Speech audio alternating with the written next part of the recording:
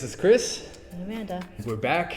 In the last video when we talked about Lima, we got so much love from a lot of locals. Really appreciate all of you guys. Thank you so much for following us. Gracias por suscribir. We got a lot more to show you guys. If you guys are just tuning in, Amanda and I, we got married recently and we decided to quit our jobs and travel for an entire year. We started traveling since mid-June 2022. We made it to 16 countries so far. And for today's video, we want to talk about Buenos Aires.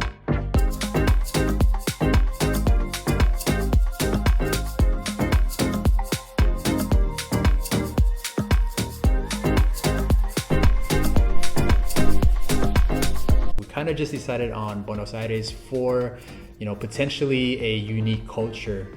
And it definitely was. Argentina definitely felt a lot like being in France or somewhere in Italy. They decided on this place called Palermo Soho. How would you describe Palermo Soho in very few words? Hip, trendy, bougie. Cool. Felt like a place that had money. You had access to just this huge variety of shops, restaurants, cafes, boutiques. This is where people were like coming from the rest of Buenos Aires to go and do their shopping, eat at nice restaurants, have fancy lunches, brunches with their friends, and then also to party. Like there's tons of bars and nightclubs there. So all of that was like accessible just by walking outside for us. Yeah, it was almost too good. Probably before we talk about anything else about living or even visiting Buenos Aires, you probably need to know about the money situation. There's limits that the government has put on the amount of US dollars that locals are able to exchange for every month. And so it's created a massive black market for US dollars. So the official rate in Buenos Aires when we were visiting in July and August was around 120 to 130 or a little more than that. On the black market, it was 300 and up. For the traveler, it just made it so cheap for us. So in terms of getting money, we heard that Western Union, surprisingly, actually gives the black market exchange rate. Don't use credit cards.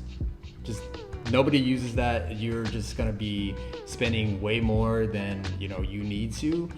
Locals know this as well. So this is how it goes right now in Argentina. So now we'll talk about our 1 month stay living in Palermo for the month of July. Let's talk about the things that weren't that great first, because there's like such a nightlife scene in Palermo. There's all these bars and like kids, they're literally out like all the night. Parents would just be holding their babies at bars, and then there's just children like junior, they look very young. They're just at bars by themselves like playing like Uno. Yeah, we're sipping on cocktails and behind us are like kids playing Uno. It's like, it's 1 a.m. right now. Yeah.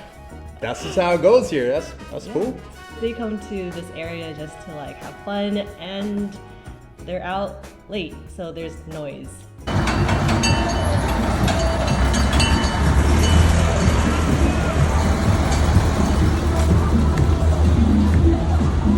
Argentinians love to party, even the kids.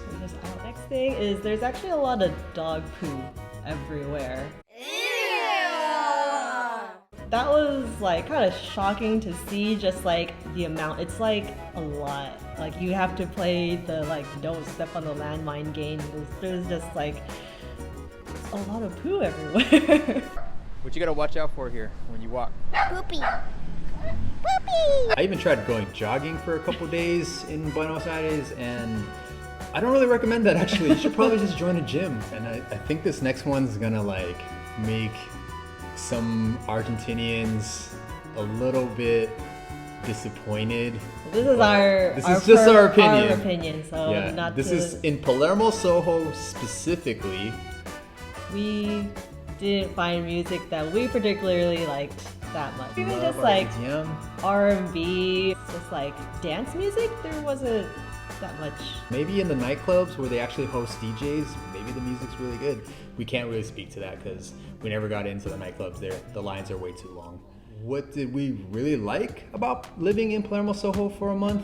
The options of things to do were almost infinite. There was so many things.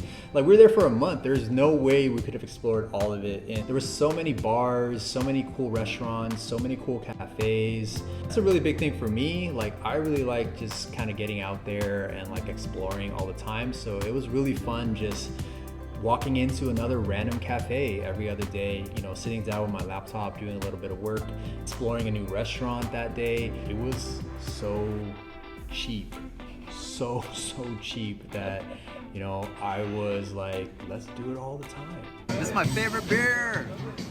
Just because it was cheap doesn't mean it doesn't add up. It was like way too tempting to eat all the time out there. Add a bottle of wine to every meal. I felt like, you know what? I'm not gonna have this opportunity again, so I'm just gonna live it up for a whole month, and I really did.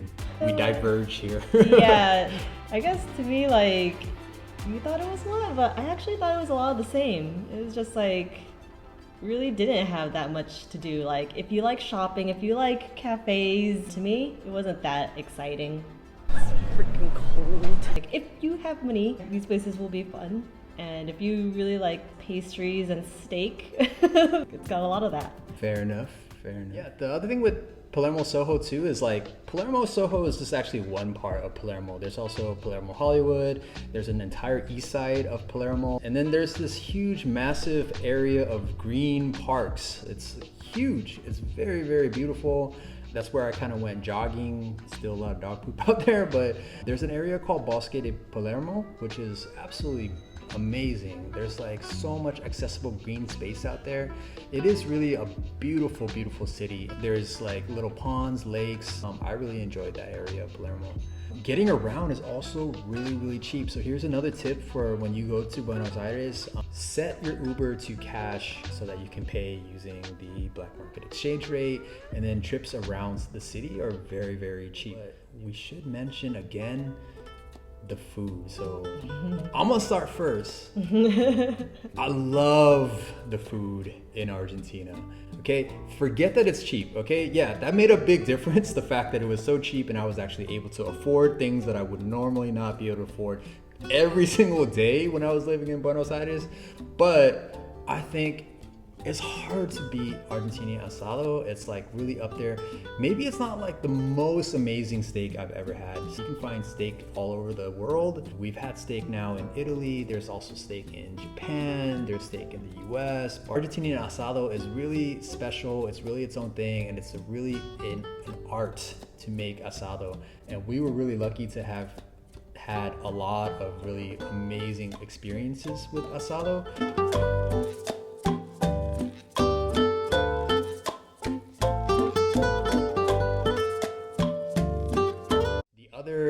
Big category of food that I liked when we were staying in Palermo, just pastries. And that's not gonna be really good for your diet, right? We're talking about steaks and pastries, but these pastries were so good. You gotta get an alfajor sandwich, dulce de leche cookie sandwich.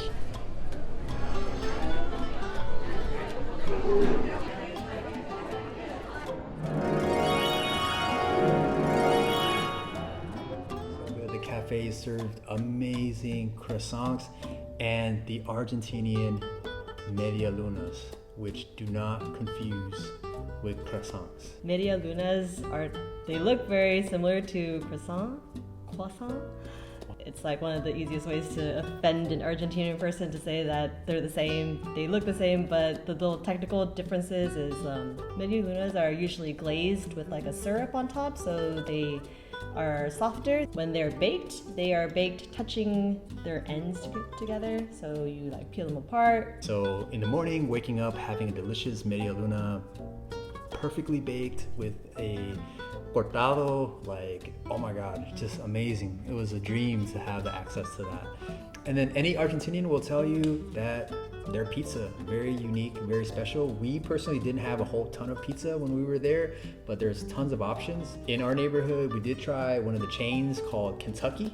I'm not sure where that name comes from, but it was really, really good. They opened late night. It was a little bit intimidating getting in there because, you know, there was tons of locals. We're like, how do we get our pizza here? I just pointed at stuff. It's like cheese and butter had a baby. became this pizza. I figured out how to say to go in Argentinian Spanish. Para llevar. Sounds really fancy. And then, of course, empanadas.